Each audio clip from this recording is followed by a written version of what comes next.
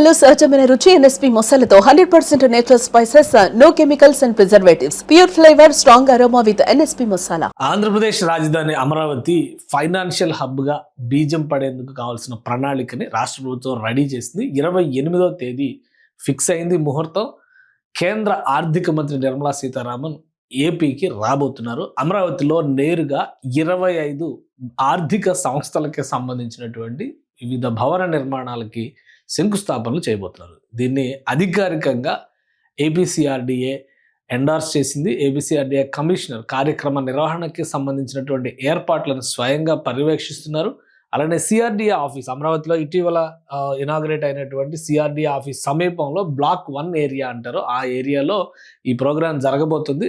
వివిధ ప్రాంతాల్లో చేయబోయేటువంటి శంకుస్థాపనలు కాబట్టి వాటన్నిటిని దృష్టిలో పెట్టుకొని అక్కడ జరుగుతున్నటువంటి ఏర్పాట్లు, అలానే కేంద్ర మంత్రి, ఇతర ఉన్నత అధికారులు, ఉన్నత బృందం వచ్చినటువంటి సందర్భంలో చేయాల్సినటువంటి ప్రత్యేక చర్యల పైన ఆయన సమీక్ష నిర్వహించారు. మొత్తం 25 బ్యాంకులు, ఆర్థిక సంస్థలు, ఇందులో ప్రభుత్వ రంగ బ్యాంకులు ఉన్నాయి, ప్రైవేట్ రంగ బ్యాంకులు ఉన్నాయి, ఏపీ స్థాయిలో ఉన్నటువంటి బ్యాంకులు అంటే లోకల్ ఏరియా బ్యాంకులు కూడా ఉన్నాయి, అలానే నివాస సముదాయాలు కూడా ఉన్నాయి. మొత్తం ఒకసారి వాటి జాబితాని మనం పరిశీలించేటువంటి ప్రయత్నం చేద్దాం. ఇది రాజధాని అమరావతికి ఆర్థిక మణిహారం అంటూ 25 బ్యాంకులకి ఒకేసారి శంకుస్థాపన చేయబోతున్నారని దీన్ని ప్రకటించారు. మొత్తం 25 బ్యాంకుల లిస్ట్ని మనం ఒకసారి చూద్దాం. ఆల్రెడీ కొన్ని బ్యాంకులు మనకి తెలుసు, కొన్ని డిజైన్లు కూడా వచ్చేసినాయి. ఆ డిజైన్స్ కూడా మనం చాలాసార్లు డిస్కస్ చేసాము.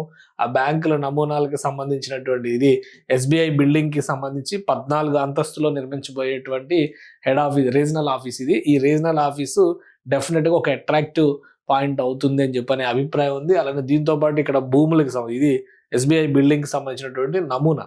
అలానే భూములకు సంబంధించి రిజర్వ్ బ్యాంక్ ఆఫ్ ఇండియాకి ల్యాండ్ అలాట్మెంట్ జరిగింది. 2 దఫాలుగా చేశారు. ఇది మొత్తం బ్లాక్ 1 ఏరియా అంటారు. ఈ ఏరియా మొత్తం కూడా బ్యాంకులు ఉండబోయేటువంటి ఏరియా. అలానే ఈ బ్యాంకుల జాబితాను ఒకసారి మనం తీస్తే కనుక state bank of India Lingayapalem, Uddandarayunipalem మధ్యలో 3 ఎకరాల భూమిని కేటాయించారు. ఇది సీడాక్సిస్ రోడ్డుని ఆనుకునే ఉంటుంది. అలానే కెనరా బ్యాంక్కి ఉద్దండరాయనపాలెంలోనే 0.4 ఏకర్స్ కేటాయించారు. ఏపీ కోఆపరేటివ్ బ్యాంక్ లిమిటెడ్ రాయపూడిలో వస్తుంది. ఇది 0.495 ఏకర్స్ కేటాయించారు. Bank of Baroda Uddandarayunipalem 0.4 acres, అలానే అంటే 4 సెంట్ల కింద చెప్పొచ్చు మనం. అది 40 సెంట్ల కింద చెప్పొచ్చు. ఇక్కడ చూస్తే కనుక ఇండియన్ బ్యాంక్ ఉద్దండరాయనపాలెం, అలానే నాబార్డుకు సంబంధించి ఉద్దండరాయనపాలెం, ఆంధ్రప్రదేశ్ గ్రామీణ బ్యాంక్ దీనికి కూడా ఉద్దండరాయనపాలెంలోనే కేటాయించారు. ఈ ఆంధ్రప్రదేశ్లో ఉన్నటువంటి గ్రామీణ బ్యాంకులు అన్నింటినీ కలిపి ఒకటే బ్యాంక్ కింద మార్చేటువంటి ప్రయత్నం రాష్ట్ర ప్రభుత్వం చేస్తుంది. దీనికి 2 ఎకరాలు అద్దెకే భూమిని ఇక్కడ కేటాయించారు.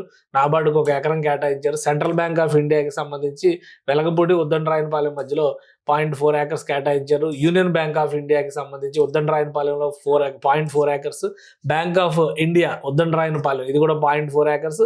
Punjab national bank 0.4 acres Uddandarayunipalem. Indian overseas bank అంటే ఉద్దండరాయనపాలెం, వెలగపూడి మధ్యలో వచ్చేటువంటిది 0.4 acres. Coastal local area bank ఇది ఏపీ లోకల్ బ్యాంక్ అనమాట. ఉద్దండరాయనపాలెంలో 0.4 ఏకర్స్ కేటాయించారు. ఇక ఐడిబిఐ ఇది నేషనల్ లెవెల్లో ఇంపార్టెన్స్ ఉన్నటువంటి సంస్థ. ఉద్దండరాయనపాలెంలోనే 0.4 ఏకర్స్ కేటాయించారు. ఎల్ఐసికి కూడా ఇక్కడ 0.4 ఏకర్స్ కేటాయించారు.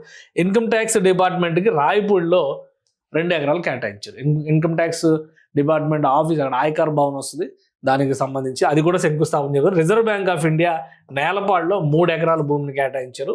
స్టేట్ బ్యాంక్ ఆఫ్ ఇండియా ఐనవోల్లో మళ్ళీ 2.05 ఎకరాలు, అంటే ఇక్కడ ఒక 3 ఎకరాలు ఇచ్చారు, ఇక్కడ ఒక 2.05 ఎకరాలు ఇచ్చారు. ఎందుకు అని డౌట్ రావచ్చు, రిపీట్ కొట్టారేమో అనుకోవచ్చు. కాదు, ఇదేమో బ్యాంక్ నిర్మాణానికి, ఇదేమో స్టాఫ్ క్వార్టర్స్ అంటే సిబ్బంది నిర్మాణానికి, సిబ్బందికి నివాసాల నిర్మాణానికి సంబంధించి నిర్ణయం తీసుకుంటారు. స్టేట్ బ్యాంక్కి అలానే రిజర్వ్ బ్యాంక్ కూడా సిబ్బంది అవసరాల కోసం నిర్మాణాలు, ఇన్కమ్ ట్యాక్స్ ఆఫీసర్స్ కాలనీ పైన కూడా దృష్టి పెడుతున్నారు. దానికి కూడా నిర్మాణం చేసేటువంటి అవకాశం ఉంది. అయితే ప్రస్తుతానికైతే ఇన్కమ్ ట్యాక్స్ ఆఫీస్కి సంబంధించినటువంటి స్పేస్ని ప్రొవైడ్ చేశారు.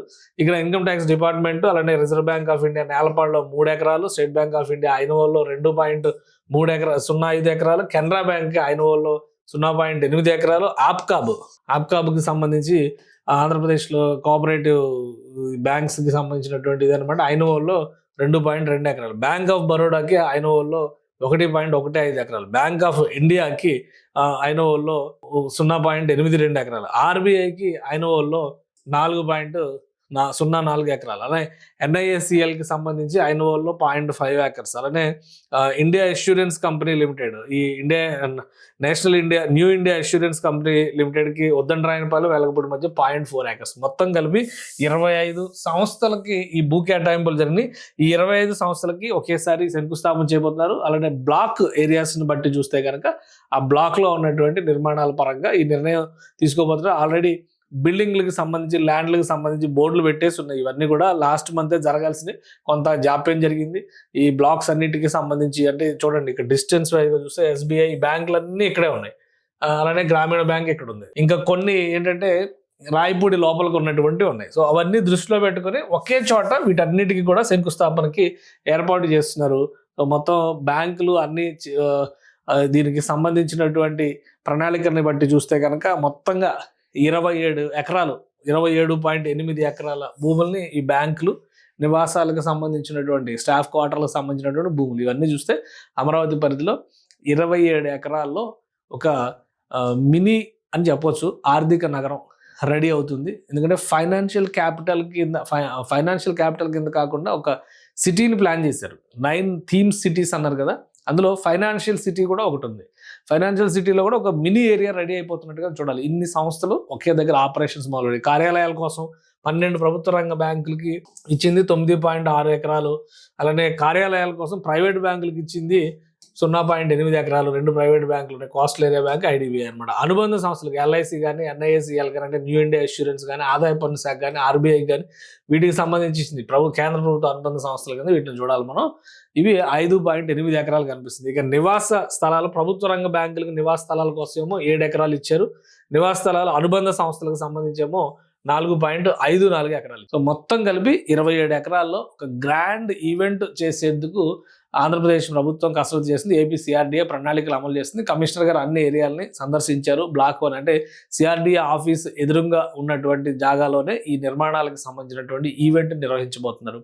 28వ తేదీ అమరావతికి సంబంధించి ఆర్థిక నగర నిర్మాణంలో పునాది పడుతున్నట్టుగా మనం భావించవచ్చు. వివిధ విభాగాలకు సంబంధించి ఆంధ్రప్రదేశ్ ప్రభుత్వ విభాగాలకు సంబంధించి కార్యక్రమాలు నడుస్తున్నాయి అక్కడ. కానీ ఒకేసారి 25 బ్యాంకులు, ఆర్థిక రంగ సంస్థలకు సంబంధించినటువంటి భూమి పూజ కార్యక్రమం అంటే ఖచ్చితంగా అమరావతిలో జోష్ తీసుకొచ్చేటువంటి అంశం. అందుకనే నేరుగా కమిషనరే రంగంలోకి దిగి ఈ కార్యక్రమాలన్నింటినీ కూడా పర్యవేక్షిస్తున్నారు. సుమన్ టీవీలో మీ పర్సనల్ అండ్ బిజినెస్ ప్రమోషన్స్ కోసం కింది నెంబర్కి కాంటాక్ట్ చేయండి.